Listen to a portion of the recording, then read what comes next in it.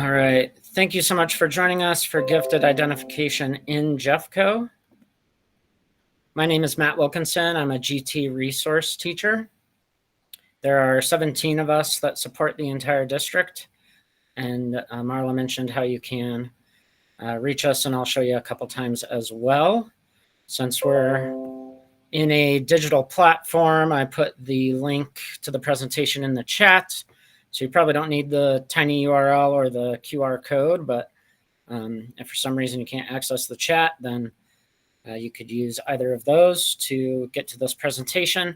It'll also be posted on our Jeffco GT website within a short time after we end, probably within a couple days. So we did try to address your questions in the presentation. We went through all the questions. You may hear from an RT personally if you asked something that we feel like is answered in the presentation. And of course, you can also reach out to your RT. There's a link there that will take you to the list of RTs by school. If you have questions that are really personal about your child or their specific data, then your resource teacher is the best person to talk to about those questions. We probably have more information than we have time for, and I'd like to leave a little time for questions at the very end if we can.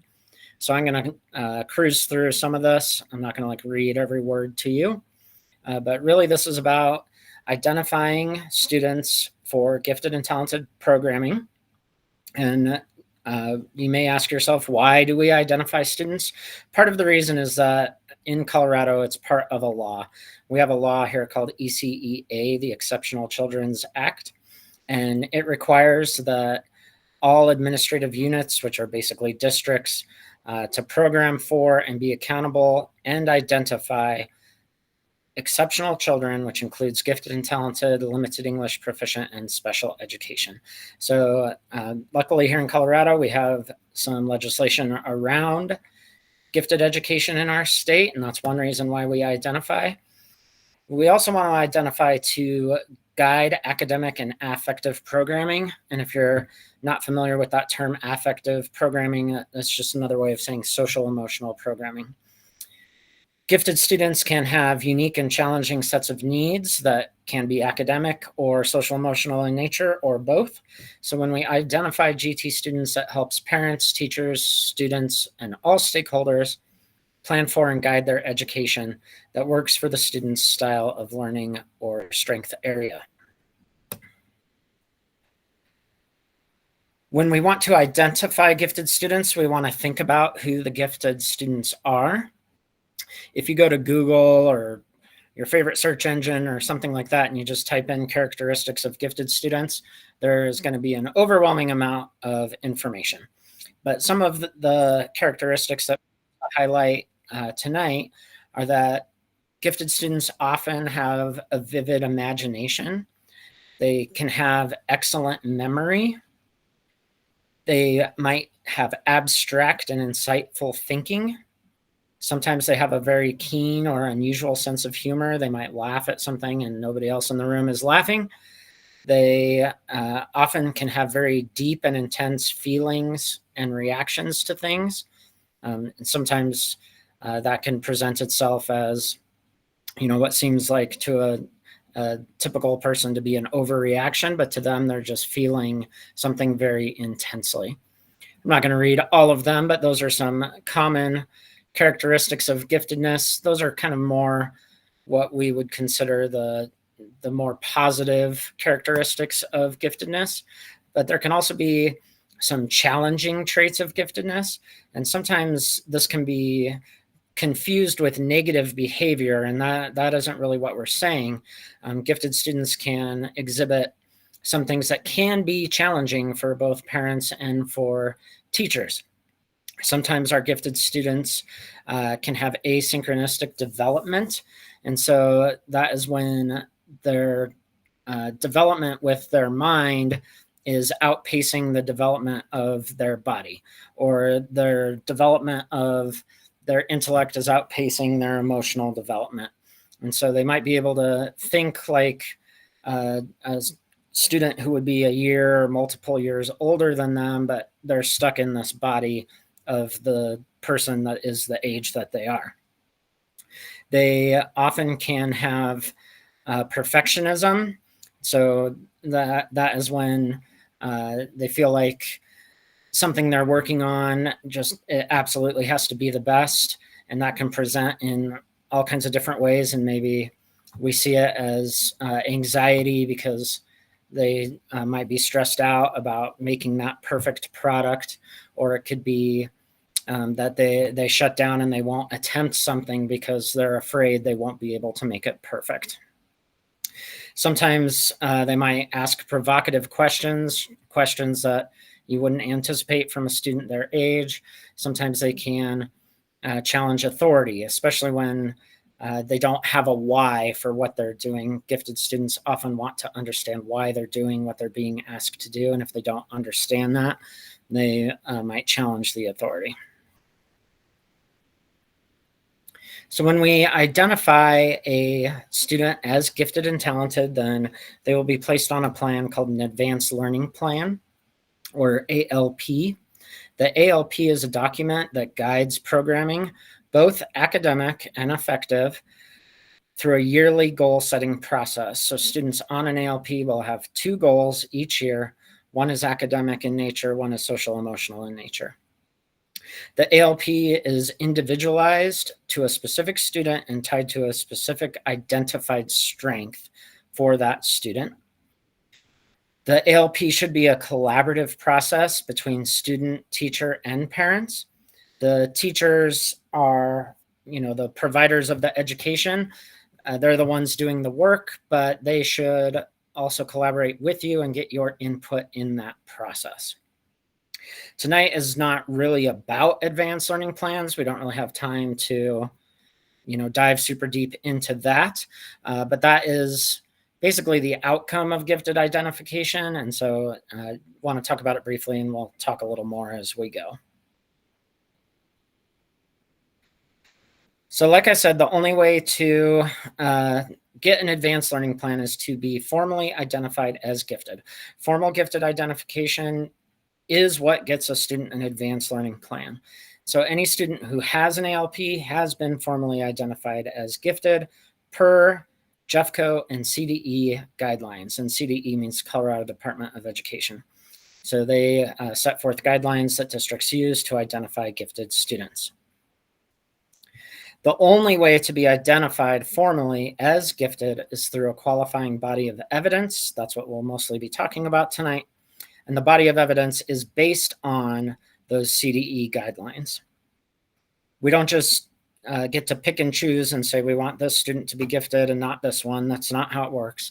We definitely have guidelines that we follow. We analyze students' data and their body of evidence, and then we make a decision based on those guidelines. To start the identification process, then what we need from parents is something called a referral. A referral basically initiates the process. A referral can come from essentially anybody. A teacher might see something in a student and reach out to one of us as resource teachers and say, hey, I think we should take a look at this student. It could come from the student themselves saying, I want to be identified for gifted and talented. It could come from you as the parent saying, I want you to look at my student for gifted identification. A referral basically can come from anybody in the education system. But in JEFCO, what we require is that parents fill out our referral form. If you are here tonight to also learn about GT Center application, we'll talk about that more in depth later. And you'll only have to do one or the other, either make a referral or apply for GT Center. I'll be more specific about that soon. So even if a teacher were to come to me and say, I think we should look at this student for gifted identification, I would then reach out to you as the parents and say, hey, we'd like to do this process. Could you please fill out this form? You don't have to wait for a teacher to do that. You don't have to wait for me to reach out to you if you're ready to do that, and we'll talk about why you might be ready here soon. You're welcome to go ahead and make a referral on your own. So a referral will initiate the process.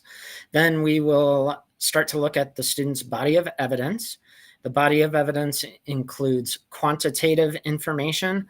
So that is things like we learned about earlier, the CogAT, any kind of assessment that is nationally normed and produces some sort of percentile score is probably going to be quantitative information.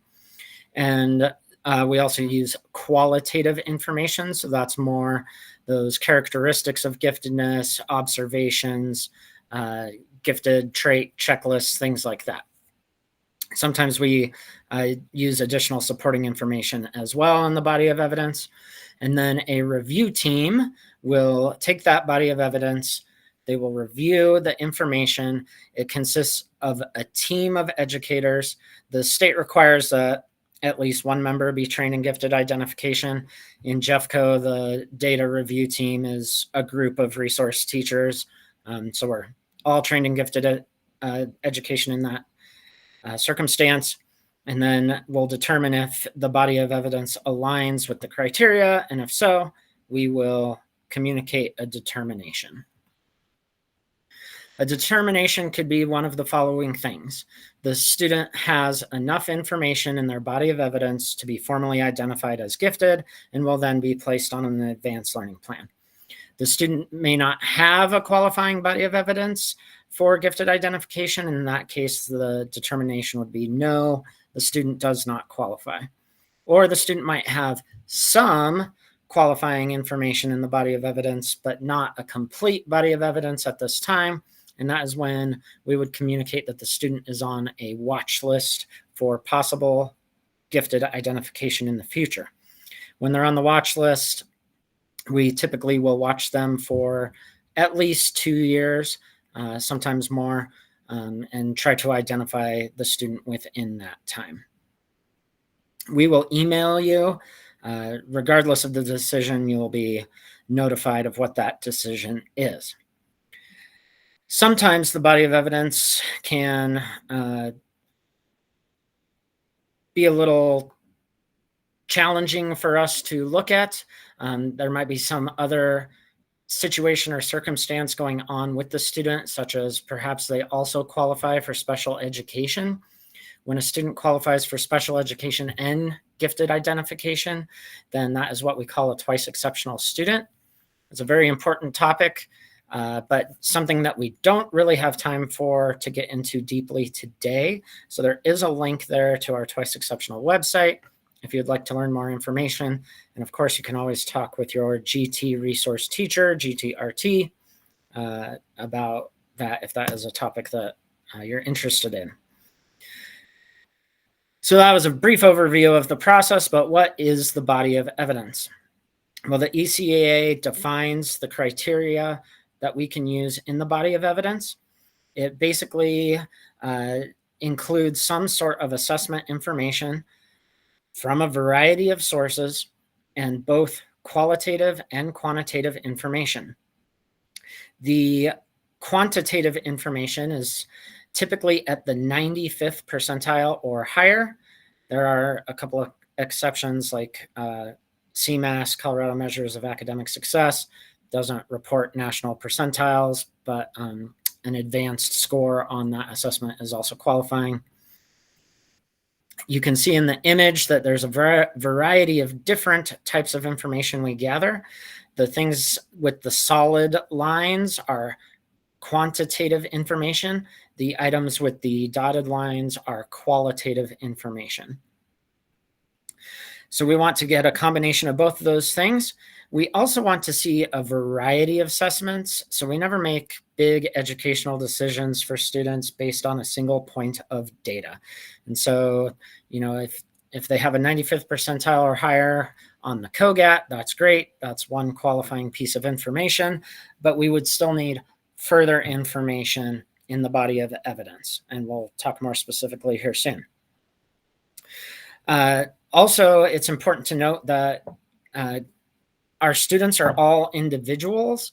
We're trying to identify their individual strengths and work with them as an individual. And so no two bodies of evidence are going to be exactly identical. One student may qualify with a certain set of information, and then student B qualifies with a different set of information. The key thing to think about is that 95th percentile. So if a student has a 95th percentile or higher on any one of the 3 batteries or the composite score on CogAT, that is one qualifying piece of cognitive information. It is just one tool that we use to assess potential giftedness. Since we give the CogAT to all second graders, it's a great time for us to gather this information for all of the students in Jeffco in second grade. It's the only time currently that we're doing universal assessment. And so hence you're here with us tonight. But keep that number in mind, 95th percentile or higher. As we start to look at the information within the body of evidence, we're using that information to tell us about a student's strength area. And so the information is going to point to what their strength may be. In terms of CogAT, you learned from Marla that that's really about problem solving, reasoning, abstract thinking, things like that. That doesn't necessarily tell us about a student's academic strength. Like she said, it's not a reading test. It's not a math test.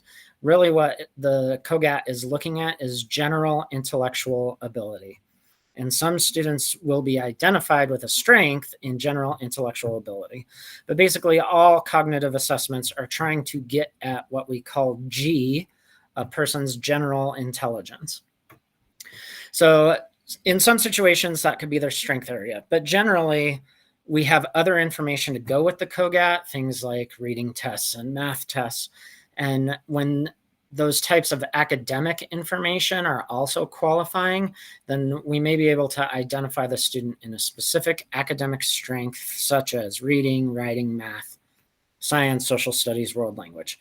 Primarily in school, we're going to see students with strengths in these ones that are highlighted green, because that is what we generally have the most information about, but it is possible to identify in those other areas as well. There's also a whole other set of areas that we call talent areas, and we do have a process for each of these.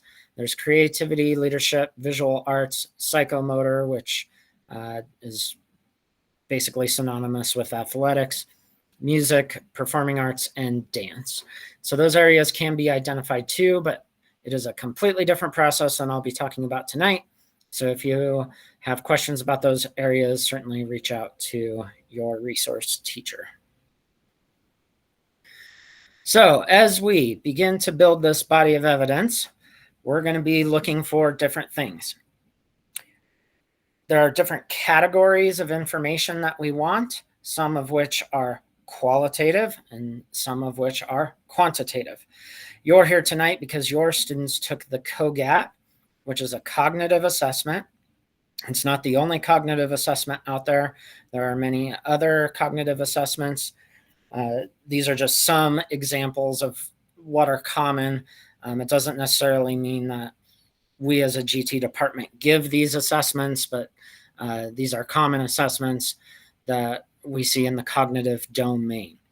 When a student has qualifying cognitive information, they really only need one piece of qualifying data within that category. All cognitive assessments are getting at the same thing. They're trying to get at general intelligence.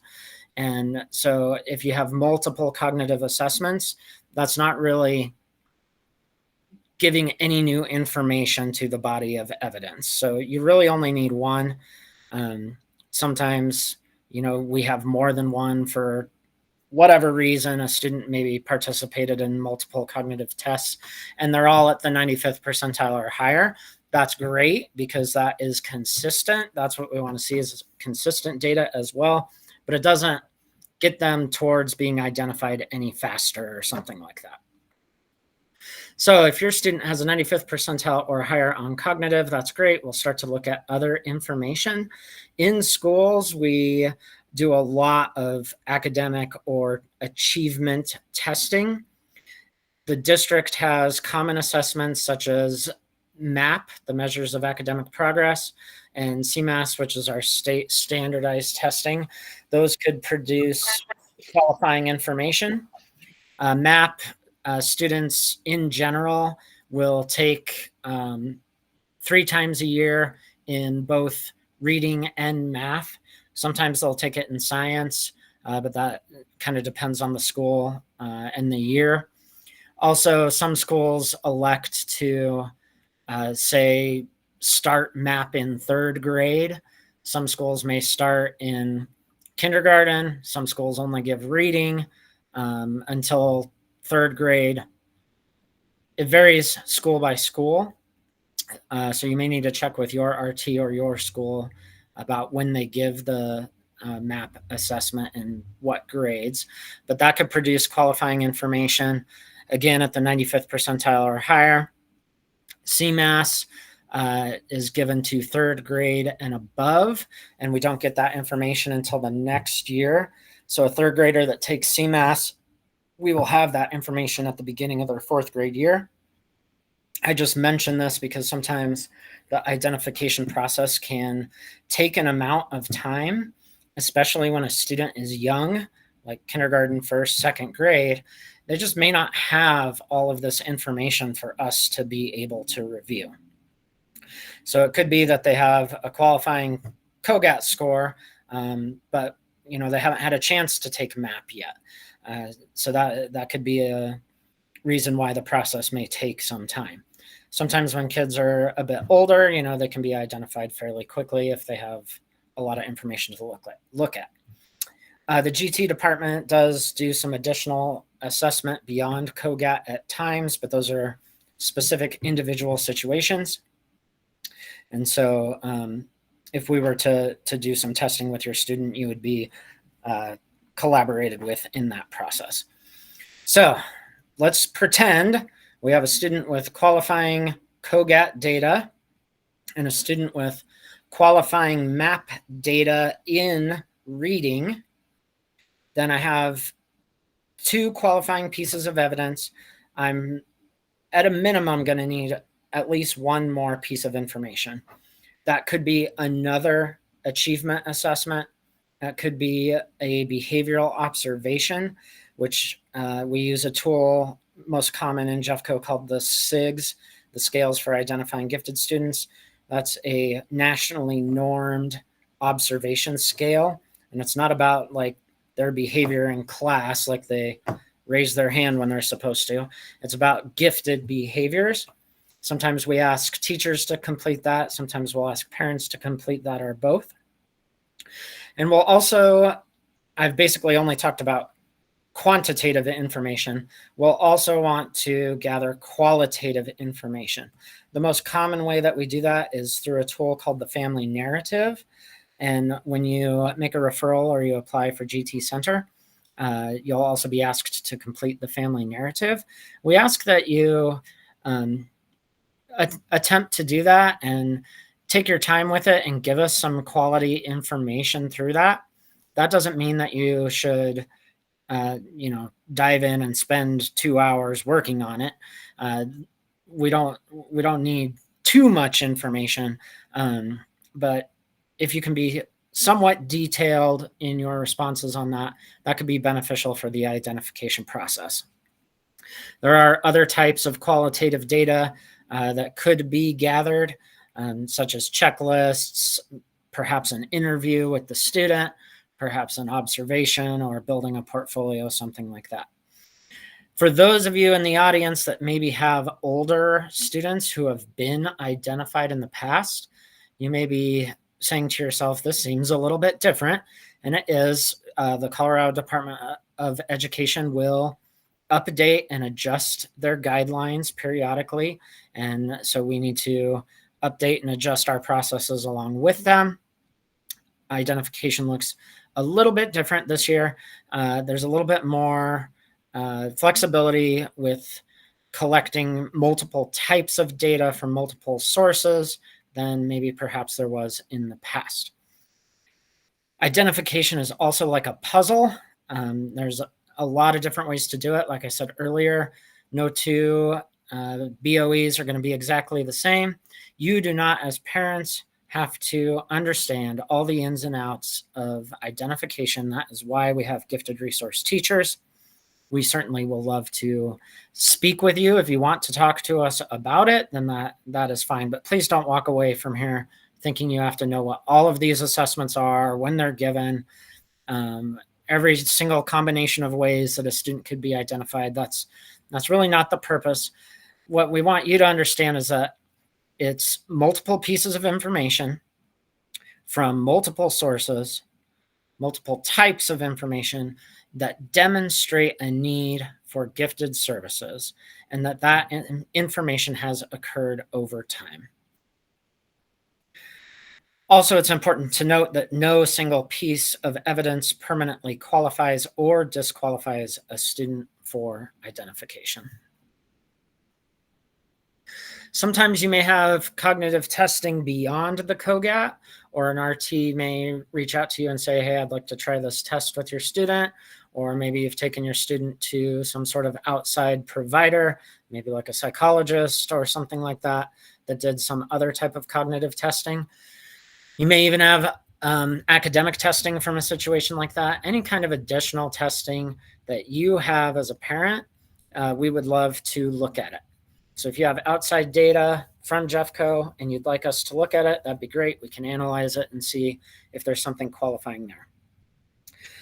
Sometimes a student may have differing scores from two different assessments, and we might want to dive into that more and see maybe is one of them an outlier? Was one of them a mistake? We only do universal screening one time for all second graders. And so maybe down the line, we need to do another cognitive assessment. That may change in the future, but currently that's our practice. We also have the center application process. So if you apply for center, let's say, 3 years down the line from now, we may want updated cognitive testing. And through the center process, we'll do that. There are many cognitive tests, though, that can only ever be taken one time or once per year, such as CogAT. A second grader who took CogAT this year can't take CogAT again this school year, but they could take it, say, as a fourth grader if you or we felt like we needed updated cognitive information. So ask yourself, what do I do next? You want to consider who your child is, their characteristics like we talked about at the beginning, those challenging characteristics, the other more common characteristics of giftedness, their behaviors, which include both academic and social emotional behaviors, and their needs.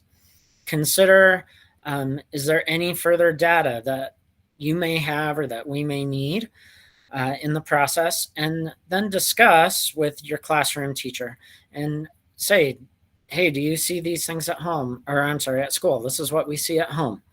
Ask the teacher, do you see gifted behaviors in class? Is my student performing above their grade level? Things like that.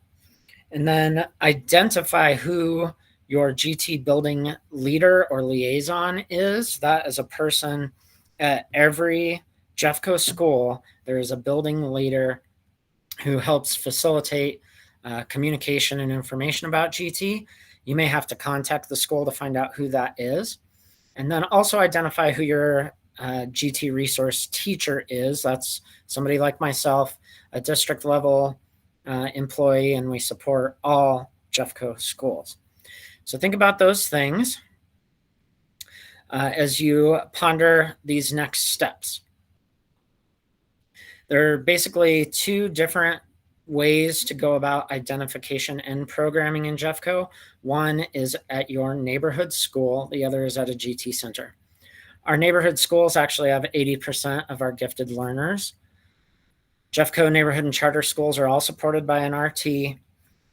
Neighborhood schools can have a variety of programming. So the last slide, I asked you to think about your student. What kind of programming is your student going to be successful with or interested in?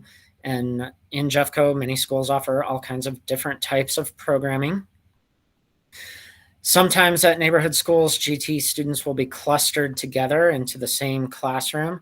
That means that they're with their likability peers. Each school provides some sort of mental health support for all students, and it's an expectation that teachers differentiate for students of all ability levels. So staying at your neighborhood school, those are some things you can expect. Of course, that's, pretty top level, and the schools would have to provide some more detailed information about their own programming. But neighborhood school in general offers those things, plus the advanced learning plan if they are formally identified as gifted. We also have GT center schools in the district, and there's a list of all the different schools that we have here in Jeffco. They span from K through 12, but there's more centers at elementary than as you move into secondary, but there are middle school GT centers and high school GT centers. At a GT center school, each school houses a GT resource teacher. So my office is at a GT center school. So I'm often there. I'm often at my neighborhood schools that I'm supporting as well. But we do have offices at our center schools. The centers also have a GT social emotional learning counselor, or a GT SELC, to help support. The GT department partners with center schools. We provide ongoing professional learning. GT centers operate as a school within a school. They're typically integrated during electives, specials, lunch, recess. They're generally with their same grade peers in those situations. Centers are neighborhood schools, but they have a GT center class at each grade, typically first through fifth grade. Middle schools kind of group kids different since they travel to so many different classes in secondary, but at elementary, typically the center is at first through fifth grade. So say in first grade, there might be 2 typical first grade classrooms and then a first grade GT center classroom at a center. Centers have differentiated curriculum, but they still also follow the Jeffco public schools curriculum as well. They might also have different tools that help them go deeper and more complex with their students. Math in general, but not always, is accelerated by 1 year, meaning that a first grade GT center student is taking second grade math, or a second grade GT center student is taking third grade math. Every student in a GT center either has been identified as gifted and has an ALP, or is very close to being identified and looks like they will be in the near future.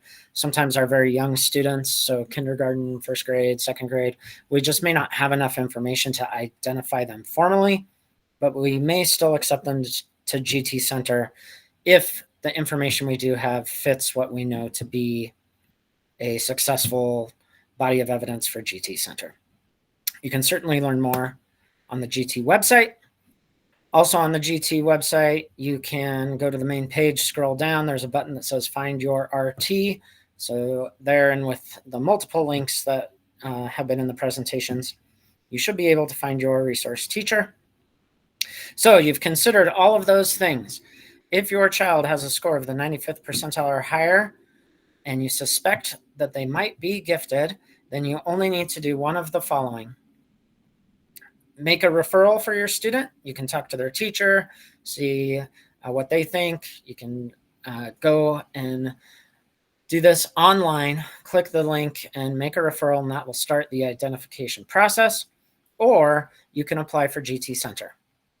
The second grade application is open, but it is closing soon on Friday at 4 p.m. The deadline for second grade application will close. For all other grades, with the exception of a few specific schools at kindergarten, all other grades, the application is already closed. You can still apply. You would just have to reach out to your resource teacher. But second grade, we still have the application open until that date. You don't need to make a referral and apply for GT Center. You only need to choose one or choose to do none of them. If you apply for center, we're still going to do the identification process for your student. If you know you want to seek identification, but you're going to stay at your neighborhood school, then you would do the referral. This is just a general timeline. If you make a referral, we have 30 school days to communicate with you, not 30 school days to make an identification. It could happen quickly. It could take a long time. It can even take multiple years based on a variety of factors. For GT Center application, if you apply on time, round one applicants will be notified prior to round one ending. So round one began, and we haven't notified anybody, and that's normal. We're going to notify people the week of December 18th. You'll still have plenty of time to make a round one decision. If you are qualified for GT Center, we encourage you to learn about the schools. You don't necessarily have to go. We're not saying you absolutely have to go to the center. We're just saying that you're qualified to go to one if you choose. Late applicants will be notified after round one as the data is reviewed, and it depends on available space. So we try to incorporate many questions, and I can see it's 8 o'clock, so I apologize that we're not going to have a whole huge ton of time for questions, but I'm willing to hang out for at least a few more minutes. If you have questions that are super specific to your child or about their specific data, this really isn't the format for that, so please reach out to your resource teacher. We also have more information on our website. Before we start the brief question period, I want to stop the recording. Matt, I'm going to jump in while you're doing that. And I just want to remind folks is that the emphasis on the application for GT Center, it's a one-time kind of process. And so if you are considering GT Center, apply. Okay? Apply. Because